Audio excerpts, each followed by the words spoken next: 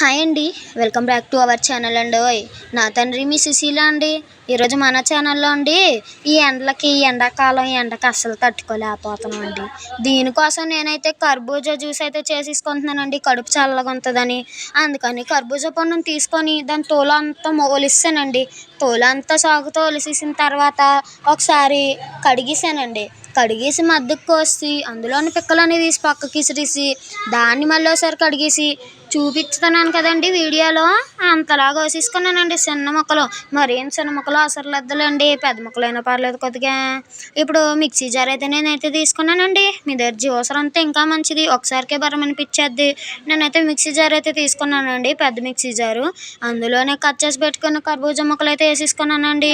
కర్బూజా ముక్కల్లోని ఇందులోనే నేనైతే రుచికి సరిపడినంత చక్కెర అయితే వేసేసుకుంటున్నానండి. చక్కెర 2.5 స్పూన్లు అయితే వేసుకుంటున్నానండి. మీరు తీసుకున్న కొలతలు బట్టి మీకు ఎంత పడుతుందో మీకు తెలుస్తుంది కదండి, అంత వేసేయండి. ఇప్పుడైతే 200 ml పాలు తీసుకుంటున్నానండి. ఆ పాలన్నీ అందులో వేసేసి ఒకసారి మిక్సీ కొడియడమేనండి. బాగా గిలగొడేస్తుంది మిక్సీ, బాగా ముక్కలన్నీ మిక్సీ అయిపోవాలండి పేస్ట్ లాగా.